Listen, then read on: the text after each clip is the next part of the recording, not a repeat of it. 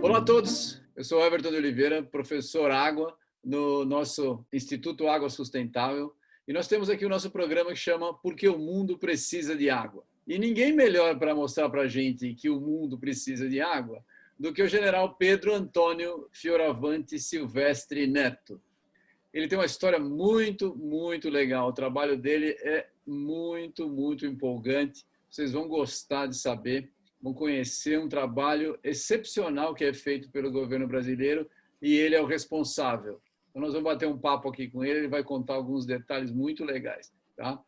O general Pedro, a gente chama ele de general Fioravanti, ele fez sua graduação em Ciências Militares pela Academia das Agulhas Negras, mestrado em Operações Militares, doutorado em Ciências Militares e pós-doutorado em Magister Scientarium em Seguridade. Magister Scientarium em Seguridade, em espanhol. Defensa e Integração, em Caracas, Venezuela. Foi coordenador da Operação Carro-Pipa no Semiárido Brasileiro, Comando Militar do Nordeste, em Recife, em Pernambuco. Instrutor do estágio de preparação de comandantes de organizações militares para missões da ONU. Presidente do 21º Regional de Intercâmbio Militar Brasil e Colômbia. Muito bem-vindo, general.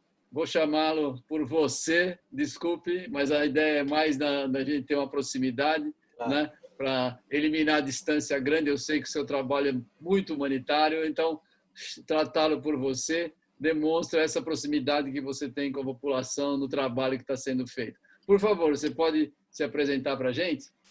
Bom, para mim é uma honra, muito gratificante participar dessa entrevista, né, e tratar de um tema tão importante. Tive a oportunidade de contactá-los em São Paulo, né, num seminário, onde eu tive a oportunidade de mostrar um pouquinho do trabalho que o Exército faz no Semiárido Brasileiro. Eu passei 4 anos e 2 meses, mais ou menos, naquela função, né? E agora estou em Brasília numa outra função, mas sempre acompanho.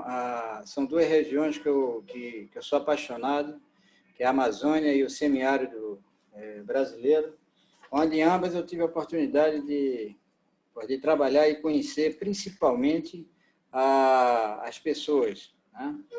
O recurso humano daquelas 2 regiões, que são fantásticos, tá? E que precisam da nossa atenção. Muito legal, muito legal. Nós vamos poder falar, você, na verdade, tem uma experiência grande numa região com um monte de água e uma região com pouca água, né? Nós vamos poder falar disso ao longo da entrevista.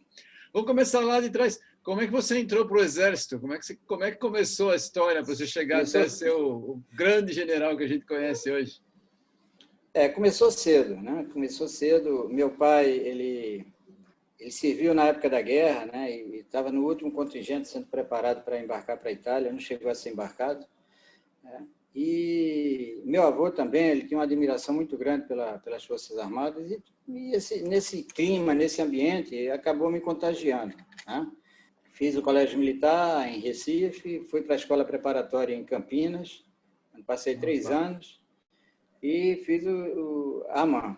Mas o Exército, desfile 7 de setembro, por exemplo, eu era pequeno, eu era o primeiro, chegava cedo e ficava numa melhor posição para ver o desfile. Então, era uma coisa que sempre mexeu muito comigo, né? Eu lembro, eu assisti várias. Exatamente. E tanto meu pai como meu avô eram, de princípios, muito rígidos e tal. E foi nesse clima, nesse ambiente que eu me apaixonei pelas Forças Armadas, e depois que eu entrei, principalmente pelos valores que ali pregava, né? Então, tudo isso aí me estimulou muito e realmente eu me dediquei mais de 40 anos a essa carreira que, para mim, foi minha vida, né? Muito legal, muito legal. E conta só um pouquinho de detalhe, como é que é a relação das pessoas no Exército, para quem para quem como eu, que nunca participou, eu me alistei, mas não fui chamado.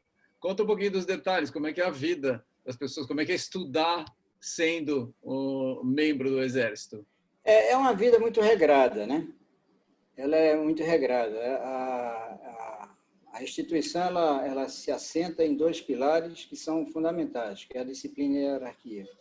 Então, desde cedo, a gente começa a tratar da disciplina, a respeitar a disciplina, a respeitar a hierarquia. E quando a gente fala de respeitar a hierarquia, não é apenas os superiores hierárquicos, são os pares e os subordinados principalmente. Esses dois pilares ali, desses dois pilares, outros valores e atributos decorrem dali, né?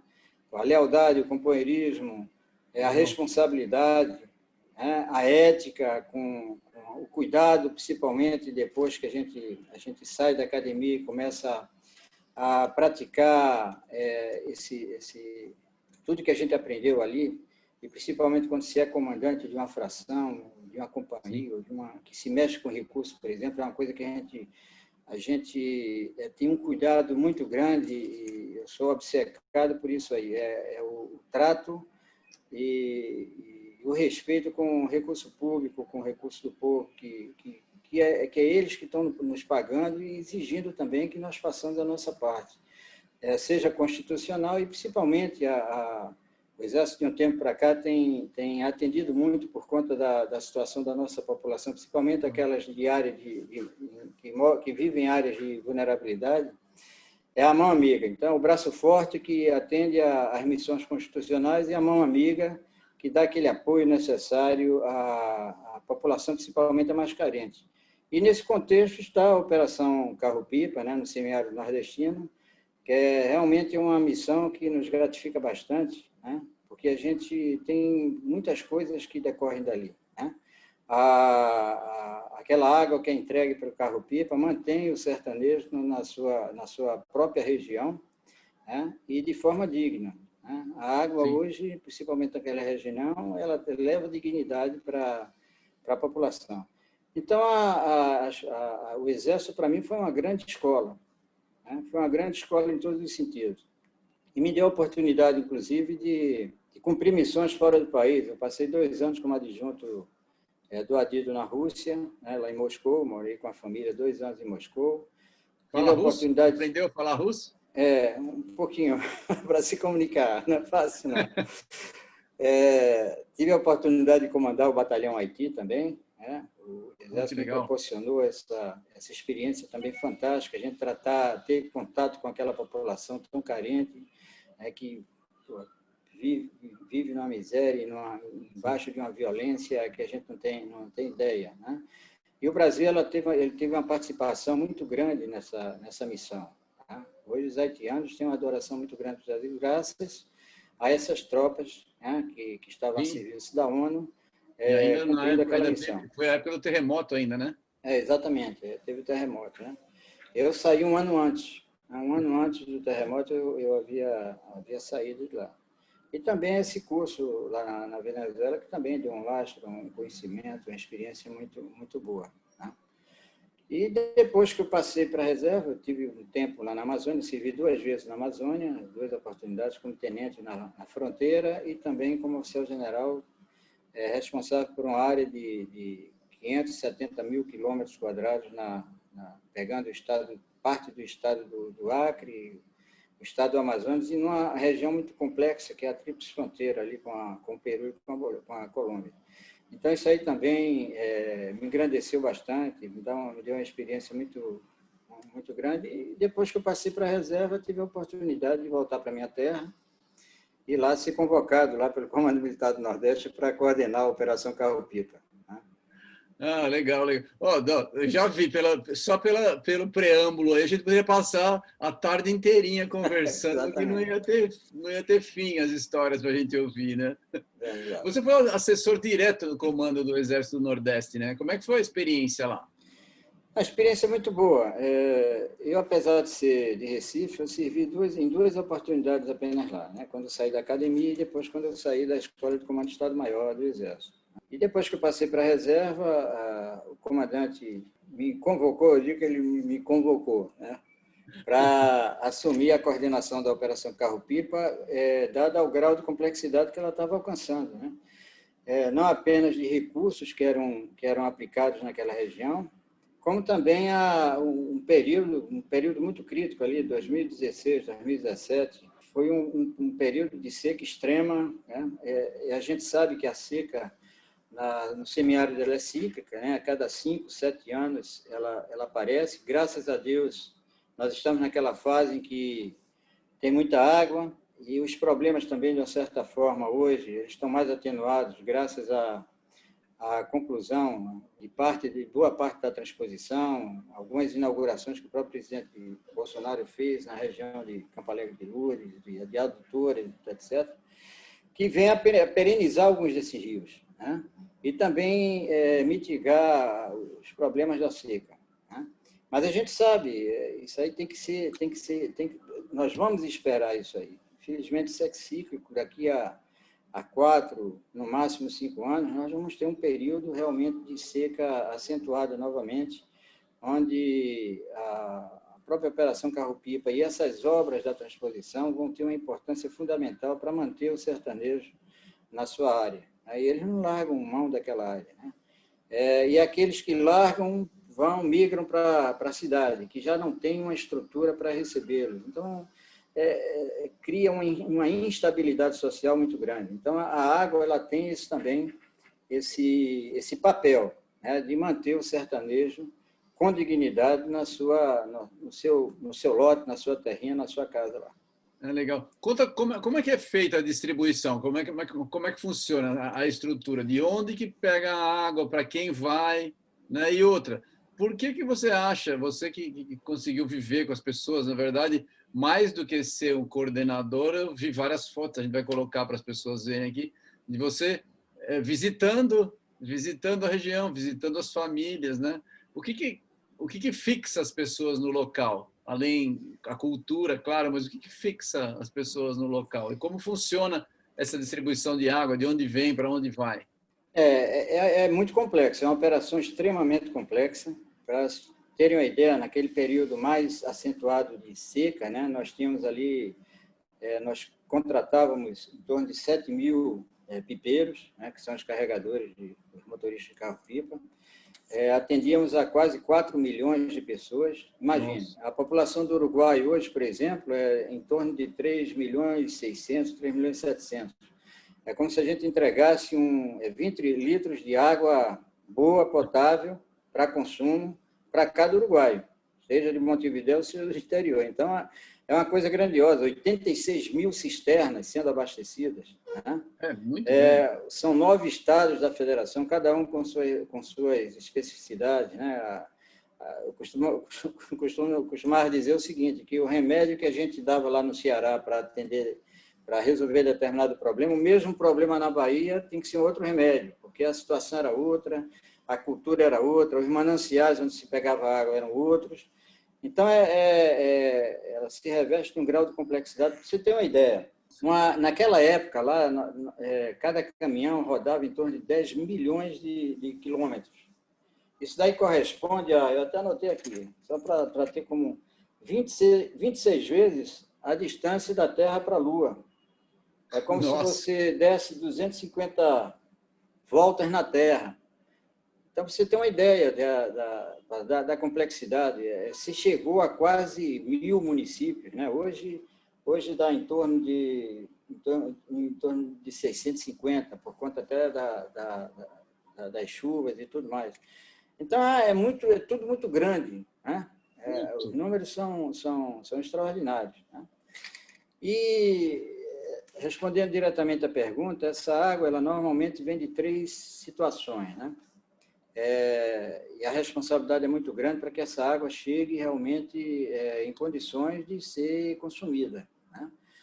Então, nós temos os mananciais de superfície, são lagos, rios, né, lagoas, que porventura tem lá na região, e os mananciais de poços artesianos. Então, a engenharia do Exército ele fez um papel fantástico, fez um planejamento de abertura de poços, né, artesianos, e das águas das companhias de águas dos estados, né?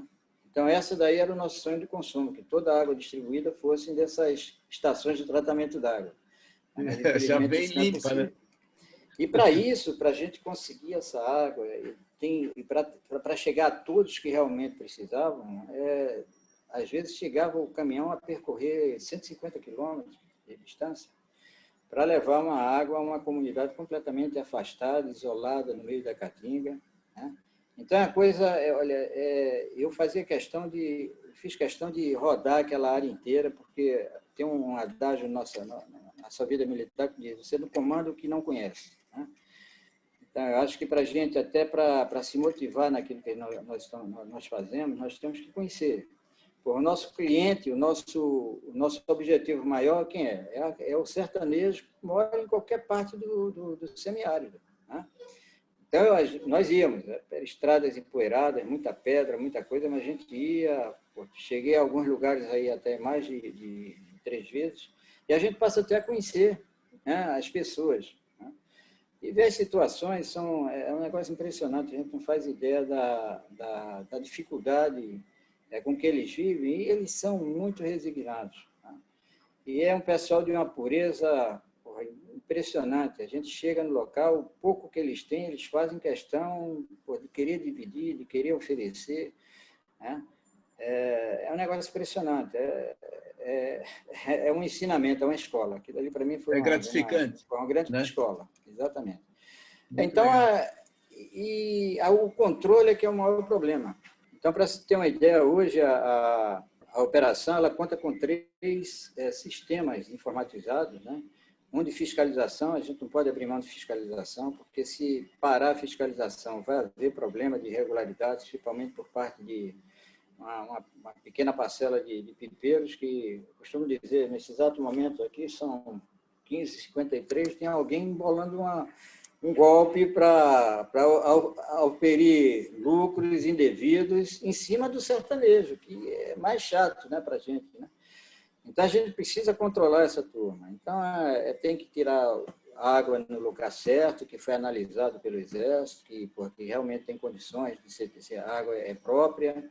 A desinfecção quando é manancial de superfície, né, com cloro. Então, tem aquela quantidade também que é feita em laboratório, a quantidade de cloro necessária para cada manancial. Para cada Né? manancial. E controlar tudo isso. Então, tem o outro sistema, que é o de gestão de controle de distribuição de água, né? Que ele gerencia realmente toda a operação, com todos os dados que se imaginar nós temos ali, né?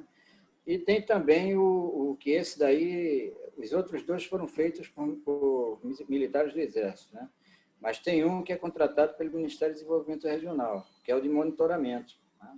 Então, nós rastreamos todos os carros que são empregados na operação e vemos dentro do escritório em tempo real se ele está pegando no lugar certo, se ele está entregando no lugar certo, se ele realmente está entregando. Então, foi feito todo um trabalho no sentido de evitar uma irregularidade ou evitar que o dinheiro que foi alocado para a operação seja desviado para outras coisas. E que tipo de punição tem? Você já presenciou isso? Já viu? Já, para ter uma ideia, até o ano passado, porque hoje, infelizmente, eu não posso falar pela operação, porque eu já saí, mas até o ano passado nós já tínhamos tirados da operação e essas pessoas eles ficam um período sem exercer nenhum cargo público, nem ser contratado. Mais de 300 pipeiros, né? Nossa. O Ministério Público também tem nos apoiado nisso aí. Houve alguns casos lá em Pernambuco, na região lá de Petrolina, de Afrânio, de Parnamirim, onde uma quantidade considerável de pipeiros que estavam pegando a água no local mais próximo, mas não era água adequada, né? Então, ele rodava menos, né? Gastava menos combustível, gastava menos isso, mas estava entregando uma água. Isso daí foi denunciado, né? Retiravam o equipamento do caminhão para colocar em moto, em carro, e fazia o percurso como se tivesse... Tudo isso aí não se faz mais porque nós conseguimos uma maneira de impedir isso aí. Mas fizeram na época, né? Então, coagia um sertanejo para colocar o cartão dizendo que recebeu, não tinha recebido, e lá para nosso controle é como se tivesse entregue, né? Então, isso aí foi descoberto, e muitos, inclusive, estão presos hoje, né? Estão respondendo. Então, é isso. E a gente sempre deixa bem claro, olha, pô, vocês estão sendo monitorados, está aqui, tá. Então, hoje está mais tranquilo, esse controle está mais cerrado, né? Exatamente para que o sertanejo não seja prejudicado por maus brasileiros ali que se aproveitam da sua ingenuidade, muitas vezes, né? É triste, né? Nossa, que história triste. É Um triste. trabalho tão nobre de matar a sede das pessoas e alguém ainda está tirando Agora, vantagem. obviamente, não são todos, né? A maioria, graças a Deus, são pais de família, são pessoas trabalhadoras que estão Sim. ali querendo ganhar o seu dinheiro e se comprometem, vestem a camisa e assumem o compromisso realmente de fazer a coisa bem feita. Mas, como todo balaio de laranja, tem aquela podre que, né, que a gente tem que tirar logo antes que contamine os demais. Esse contamínio, é bem isso. Interessante, interessante. E escuta, e a recepção nas casas lá, como é que é? Você foi, você viu as pessoas recebendo? Como é que foi? Não tem preço. Não tem preço. A gente vê o brilho nos olhos daquela população. Eu costumo dizer, eu particularmente, esses 4 anos e 2 meses, eu tenho uma opinião muito minha, não é crítica a ninguém, nem a nada, mas é um paradoxo, né? Eu olho aquela gente, o brilho nos olhos, recebendo aquela água, aquela alegria, a garantia de terem água aí por mais um tempo. Isso aí não tem preço, a gente se sente muito orgulhoso e gratificado pelo trabalho que faz. Mas, Sim, como cidadão eu me questiono e eu sinto assim um pouco de vergonha, né? Por que os nossos irmãos sertanejos, às vezes até em distritos grandes, com a concentração populacional até considerada, eles precisam receber água do carro-pipa, porque eles não têm água na sua torneira, água tratada, como tem as áreas urbanas, né? Nós estamos no século XXI, né? é verdade. Nós vivemos diante de um desenvolvimento tecnológico cada vez mais galopante, né? E nós vemos ainda aquele nosso pessoal que são pessoas tão boas de coração, tão humildes, né? Sofrendo ainda algo que é básico, né? É a água. A água é vida. Você pensou, existe alguma forma que você consegue imaginar que nessa sua experiência você deve ter conversado com muitas pessoas de áreas técnicas, etc. Existe alguma ideia de como isso poderia ser sanado de forma definitiva para se evitar o carro-pipa? Porque o carro-pipa parece sempre uma solução emergencial paliativa, né?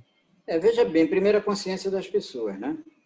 Graças a Deus, quando a gente vê as realizações, né, do presidente lá inaugurar adutores, concluir essa transposição que desde 2009 já era para estar pronta e fica empurrando sempre com o intuito de depois investir mais recursos, se aquele recurso não chega, é uma tijolinha que coloca, mas não chega ao final, e graças a Deus chegou. Então, eu fico muito feliz que existe uma vontade política muito grande de resolver o problema do Nordeste e acabar de uma vez por todas essa situação.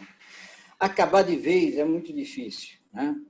Até porque, para você ter uma ideia, a nossa missão lá da Operação Carro-Pipa ela é bem clara, ela começou em 98, realizar ações complementares de distribuição de água. Tá? E, por incrível que pareça, é um programa emergencial que já vão para 22 anos. Imagina, um programa emergencial, 22 anos. Complementar. Complementar. Então, complementar aqui as ações do Estado e do município. Tá? Então, isso aí é uma obrigação do Estado fornecer água para a população, para o seu município.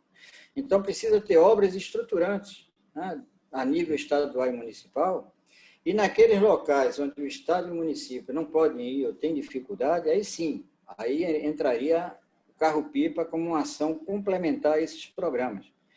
Só que, durante todo esse tempo, né, eu respondo até o ano passado, né, os estados alegavam não ter dinheiro, alguns estados ali estão devendo há 2 anos e meio pipeiros da época que o programa funcionava, mesmo de forma capenga, mas funcionava e passou a não funcionar. Os municípios, por sua vez, também, até o problema, nosso grave problema do Pacto Federativo, né? Eles alegavam que só tinham recursos para pagar pessoal, então isso era sempre uma coisa que era colocada em segundo plano, né?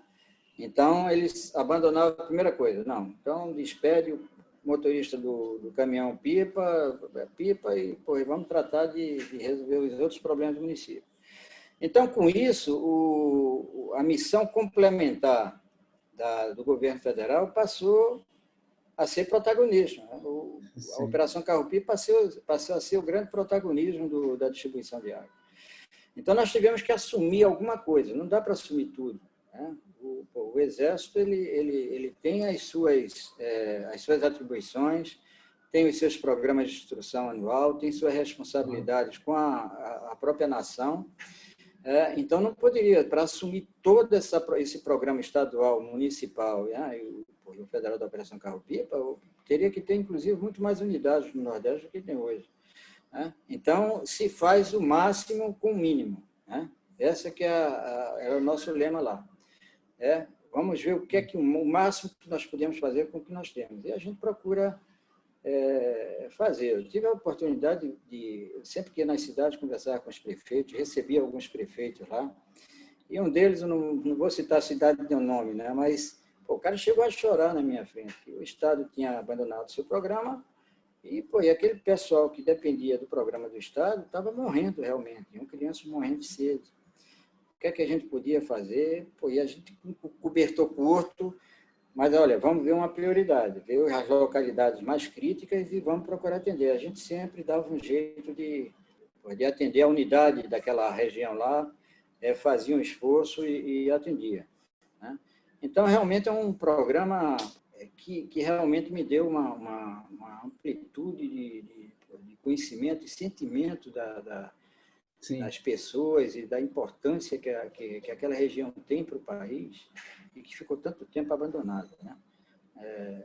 São regiões com vazio demográfico muito grande, né? O semiárido nordestino e a própria Amazônia, né?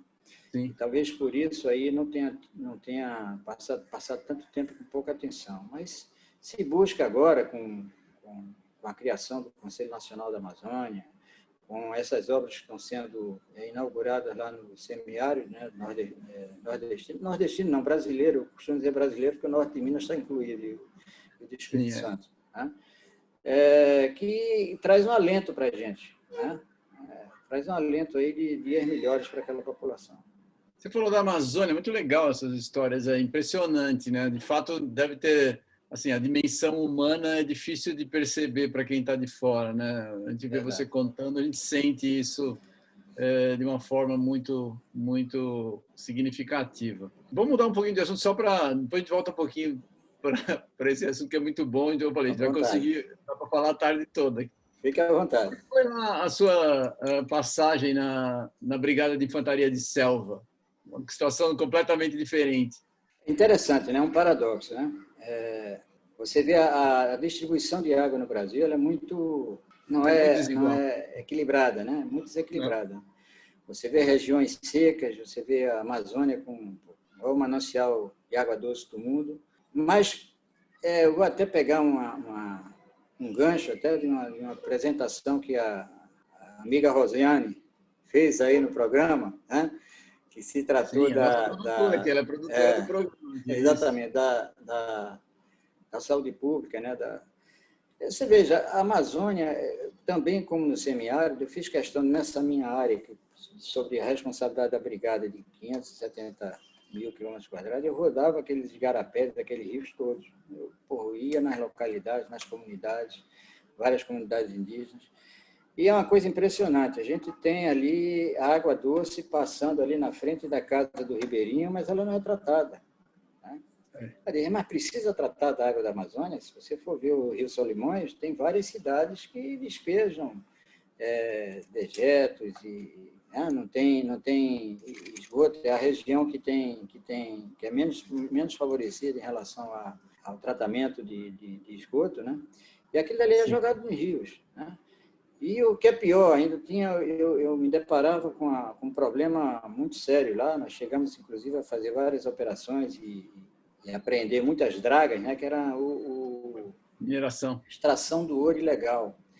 Então, é uma coisa de fazer pena. Quando a gente sobrevoava determinada área, tinha um igarapé que nem aparecia direito, quando você via fechado ali pelas árvores e tal, e de repente você vê aquele clarão de areia branca, o igarapé totalmente destruído por conta essa busca predatória aí pelo ouro. E o pior, né? Muitos usavam mercúrio, né? Então a gente via aquelas comunidades próximas com tanta água ali na Amazônia, mas elas não dispunham de uma água tratada. Elas tomavam aquela água, alguns filtravam como podiam ou ferviam, mas era dali que eles sobreviviam, né? Daquela água. E a gente vai ver no Nordeste não tem água, né? Em determinadas épocas do ano, nesses ciclos que eu falei, né? A gente andava pelo Nordeste e via nos leitos secos do rio cacimbas sendo feitas para ver se conseguia alguma coisa. Então, são realidades diferentes, mas se a gente for ver o morador local, tanto de uma região como de outra, ele é carente dessa estrutura de saúde pública. Existe essa carência. Nós trabalhamos aí, a doutora Sandra, né, do Ministério Público Federal, fez um trabalho fantástico aí, exatamente, nos ajudou muito, porque nós estávamos prestes a ser aprovado a portaria de consolidação, né, do Ministério da Saúde, e eles estavam há quase 5 anos trabalhando nisso aí. Eu digo, olha, é difícil você montar uma portaria, principalmente sobre água, em que contemple, de uma forma padronizada, todo o Brasil. O Brasil são vários Brasis dentro do Brasil. A própria Amazônia são várias Amazônias dentro da Amazônia, né? A gente vê aquele verde maravilhoso, está tudo igual, não. Tem muita diferença, tem vários tipos de florestas, etc. Né? Da mesma forma lá do Nordeste, São Paulo, às vezes, vem enfrentando problemas por conta de estiagem longa, produtos químicos, etc. etc. Então, e tem um aquífero Guarani ali embaixo, né? Então, são situações completamente diferentes. Você querer tratar a qualidade da água que é distribuída no semiárido nordestino, né, com a qualidade da água de uma prefeitura do interior de São Paulo, não tem como comparar. Né? Você não pode entregar certa responsabilidade. Tem que ver como que vai fazer isso. Tem que ver a realidade do local. Às vezes, a gente distribuía água que tinha, ou morria de sede, ou tentava uma água desinfectada com cloro, tá, para as pessoas não morrerem de sede. Né? Então, são situações que tem que se conhecer com profundidade para se tomar decisões. Sem dúvida, sem dúvida. Na verdade, a gente tem trabalhado, a gente fez esse programa Professor Água, né? Que a gente criou um projeto dentro do Instituto. A ideia é passar, além assim, conversar com pessoas como você, que tem um conhecimento profundo do Brasil, né? Para a gente entender a situação, mas mais para passar para as pessoas comuns o conceito da ética do uso de água. Como é que você faz um bom uso da água, né? Então, para isso, você precisa ter um mínimo de educação, saber de onde a água vem, para onde ela vai, o que o meu uso afeta a outra pessoa, né? E uma experiência como a sua é extremamente valiosa, porque você viu as pessoas sendo impactadas diretamente por condições tão diversas. Uma situação na Amazônia, uma situação que tem uma quantidade de água gigantesca, e mesmo assim, ter quantidade não quer dizer que tem qualidade, né? Nem sempre você pode ter a mesma coisa. E no Nordeste, que você não tem quantidade, né? E em muitos casos não tem quantidade e a qualidade também é complicada, né? Então, é difícil, é difícil. Você tem alguma sugestão? Porque uma das coisas que a gente viu e que a gente vê, por exemplo, eu trabalho nessa área há muito tempo e a gente teve muitas iniciativas de apoio. Por exemplo, existe uma grande quantidade de instituições beneficentes e trabalho voluntário para levar postos para a África, por exemplo. Então, tem várias iniciativas desse tipo no mundo inteiro. Existe alguma coisa parecida e que tenha que seja significativa para o Nordeste?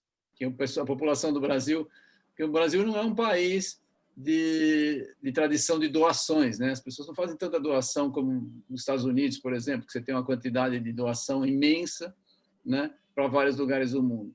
Não seria o caso de iniciativas também individuais ou de grupos, independentemente de governo, poder fazer alguma ação? Existe essa possibilidade? Eu creio que sim. Algumas iniciativas já foram. Tem o projeto Água Doce, e tem outros projetos que foram colocados, né? Que dá resultado. Por exemplo, poço artesiano, né? Isso. Lógico que a gente tem que considerar o tipo de solo do Nordeste, né? Nós temos, ele é composto por rochas cristalinas e sedimentares, né? Então, as sedimentares a gente consegue retirar água doce com a quantidade considerável. Já o solo cristalino, que é o que corresponde exatamente com o semiárido, né? O solo sedimentar está mais no litoral oriental ali, né? De Sim. Natal até Salvador. Mas já que o cristalino está exatamente em cima ali do semiárido, inclusive todo o estado do Ceará. É uma coisa interessante, o semiárido, a gente distribui água na beira da praia. Quer dizer, o sertão no estado do Ceará, ali aquela ponta do Piauí, tá? A seca vai até lá em cima. Né? Então, nós Sim. distribuímos águas em municípios ali Então, no solo cristalino, a água normalmente é salobra, aí depende de uma estrutura de salinizadores, né? E que tem que ser uma Sim. estrutura muito bem feita, porque o resíduo vai estragar o solo. Então, é uma coisa que tem que ser muito bem equilibrada, né? O atual ministro de Ciência e Tecnologia, né, o Marcos Pontes, ele esteve lá em Campina Grande e muitas iniciativas, até mesmo de estudantes, né? Locais são interessantes e tem que sair do papel, pode ser colocado em execução, mas eu vejo como o poço artesiano uma boa saída, né? Para ter uma ideia, os Estados Unidos, metade da água potável consumida nos Estados Unidos é de lençóis freáticos, né? É água subterrânea, né? 40% de toda a água utilizada na irrigação nos Estados Unidos é poço artesiano, né? Praticamente a zona rural, toda ela é de água vinda do subsolo, né? Então, eu vejo como uma saída interessante. Agora, deixar bem claro aqui o seguinte, ela tem que ser muito bem coordenada. Tá? Everson, eu vou dar um exemplo aqui, para a gente se estender muito, para você ter uma ideia de como as coisas funcionavam. Né? Nós fizemos um simpósio, né? Eu digo, a gente tem que conhecer, vamos reunir todos os órgãos que trabalham com recursos hídricos, né? Para a gente conhecer como eles trabalham e eles conhecerem o nosso trabalho também. Aí foi feito. Bom, vou resumir aqui, tá? Uma das conclusões que nós chegamos, no mesmo estado, não vou dizer também qual, mas no mesmo estado, 7 órgãos estaduais perfuravam poços e não se falava. Então, a quantidade de poço aberto, você paga hoje de 60 mil, 70 mil reais, você faz um poço ali com uma profundidade de 120 metros, tá? Tranquilamente. Tá? Pronto, aí o camarada pega, abriu o poço, está lá, entrega. Né? O sertanejo, ele não tem nem chave de fenda em casa. Se der qualquer problema na bomba lá, ele simplesmente abandona aquele poço. É verdade. Então, qual é o perigo que isso ocorre? Quando tem um poço abandonado, o risco de contaminação do lençol freático é muito grande. Enorme. Então, a Enorme. gente corre o risco de perder uma quantidade de água do subsolo muito, muito grande. Né? Então, precisa realmente haver uma coordenação, um trabalho muito mais rigoroso em relação à abertura de poços. Tá? Mas Sim. que é uma solução muito interessante, isso aí vários países têm utilizado isso aí. A nossa engenharia sempre tem aberto poços lá com água de boa qualidade, e o plano que nós fizemos com a engenharia do Exército foi feito em conjunto com a prefeitura, ou seja, a gente abria e entregava para a prefeitura se comprometia com a manutenção do poço, exatamente para evitar que esse poço, Sim. mais tarde, depois de um ano, ele viesse a ser abandonado, né, por conta de um probleminha qualquer no motor, etc. Então, tem soluções. Agora, essas soluções têm que ser realmente bem planejadas, bem coordenadas e bem controladas, principalmente. É verdade. Uma das experiências que a gente vê isso, experiência no Brasil, na África, em vários lugares que tem problema de água e tem problema, como você falou, o sertanejo não tem chave de fenda, ele não tem instrução para fazer a parte elétrica do poço se precisar, ele não tem como fazer a manutenção.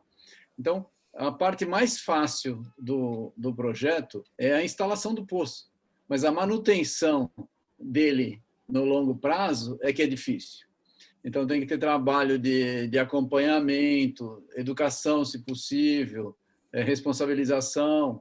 A gente tem um caso interessante de uma ONG que chama Ryan's Well do Canadá, que eles fazem isso na África.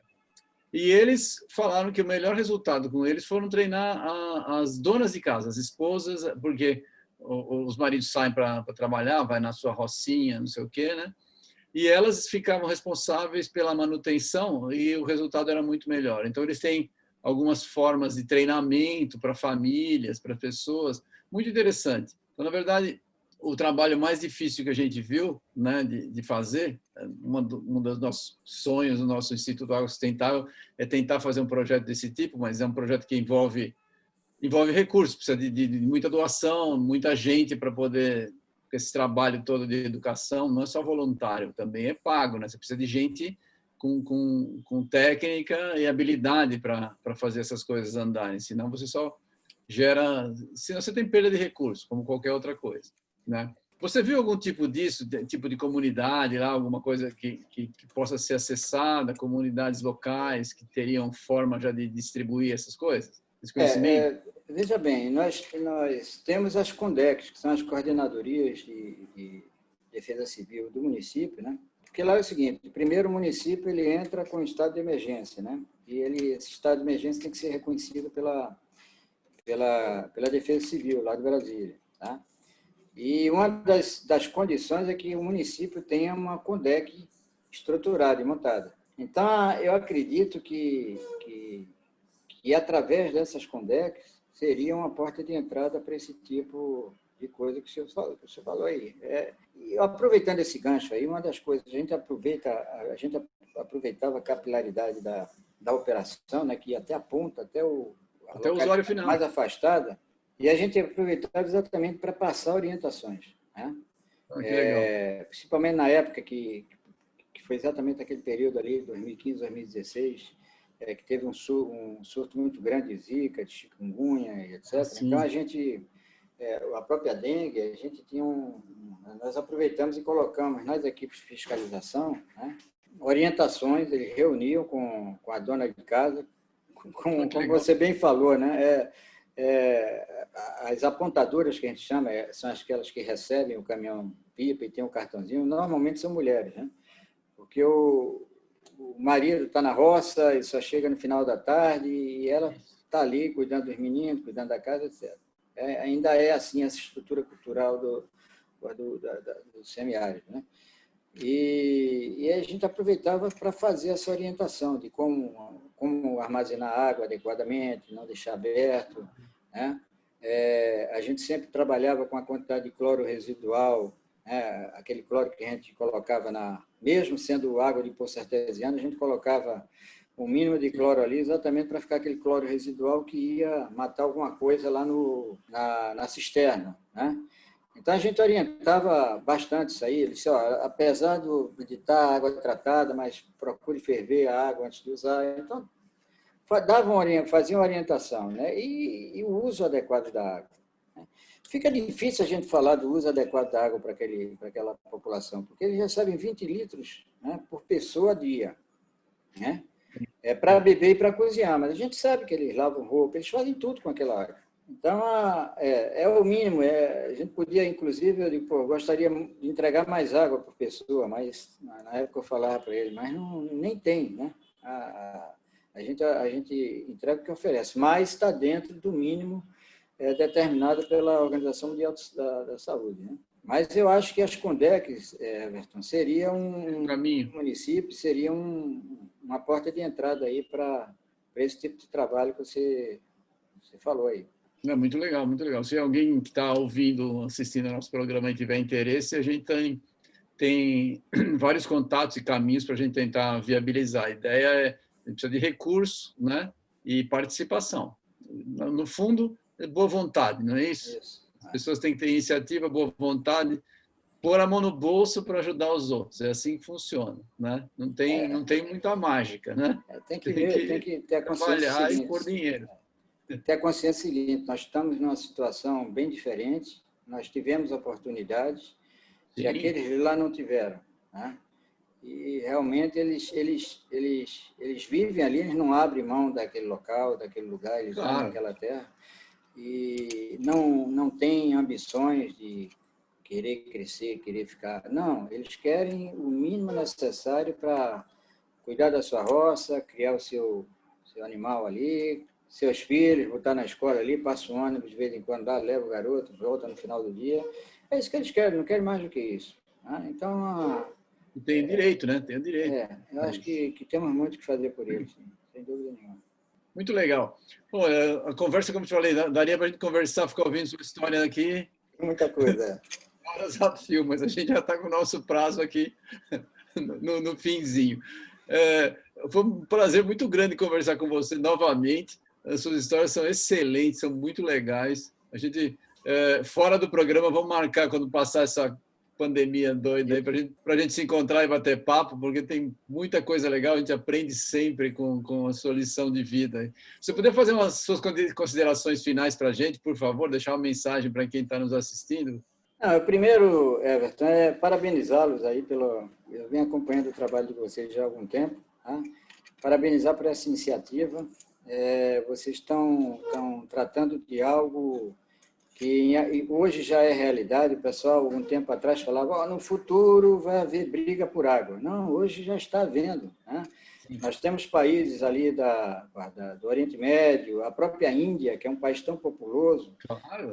Hoje, 1/3 da população mundial ela está naqueles considerado ali o estresse hídrico. Né? E é uma situação que isso aí já é fato. Ali aquela região ali do Afeganistão, o Iêmen, a própria área do Mediterrâneo, boa parte da Itália, várias regiões da Itália já tem esse estresse hídrico, né? Já sofre esse estresse hídrico, México, aqui do lado de cá, para o lado de cá. Então, é um tema extremamente importante e hoje nós, apesar da nossa água não ser muito bem distribuída no território nacional, estamos bem. Agora, Sim. temos que cuidar adequadamente desse bem que nós temos, né? que é a água. Tá? É o cuidado e a conscientização da população, são as nossas autoridades aí, tanto em todos os níveis, cuidar mais, principalmente de algo que não aparece, mas é sumamente importante, que é o tratamento de esgoto. A gente vê o Rio Tâmisa em Londres, vê o Sena em Paris e outros rios que passam em cidades europeias que são transparentes a água, quer dizer, nenhum dejeto é jogado no rio, né? Aí, quando a gente olha para o Tietê, vê aquela coisa. Então, são essas coisas que a gente tem que... Já passamos do tempo de se preocupar com isso, de realmente ter a água como um bem fundamental para todos nós, tá? Porque está todo mundo de olho na Amazônia, mas não é só por minério, não, tá? Por água também. Só para terem uma ideia do paradoxo das duas regiões, né, o semiárido e o Amazonas, 1% da vazão, né, do rio Amazonas, que joga água no mar, daria para 1%, ou seja, em um segundo, a gente joga água no oceano, que daria para acabar com a sede do Nordeste e região Sudeste. Para ter uma ideia da complexidade do nosso Brasil, né? Então, são situações completamente diferentes, mas uma não é menos importante do que a outra. Temos que tratar da água de lá e temos que buscar alternativas também para resolver o problema dos nossos sertanejos no nosso semiárido. E cuidar das águas aí do Rio, do Sul, Sudeste, tá? Do Centro-Oeste, que tem abundância, tem o aquífero Guarani, mas tem que ter cuidado para ele não ser contaminado. Né? Tem que ter cuidado com essa água, com esse bem tão precioso. Tá? Então, eu queria, mais uma vez, parabenizar pelo trabalho de vocês, agradecer essa oportunidade, foi muito bom o papo, realmente, como você falou, daria para a gente passar um dia inteiro batendo papo aqui, conversando. Sem dúvida, né? sem dúvida. Mas teremos outras oportunidades, se Deus quiser. Aí pode contar, me coloco à disposição, a Bruna tem o meu contato, será um prazer muito grande contribuir de alguma forma para esse trabalho magnífico que vocês realizam aí. Nós é que agradecemos, um prazer muito grande. Obrigado, general. Tá bom, muito obrigado, Everton, pela oportunidade. Seu trabalho é motivador, muito bom. Obrigado. Tá bom, foi uma honra muito grande estar aqui conversando. Foi nossa, foi nossa. Um abraço. Um abraço. Tchau. Até mais.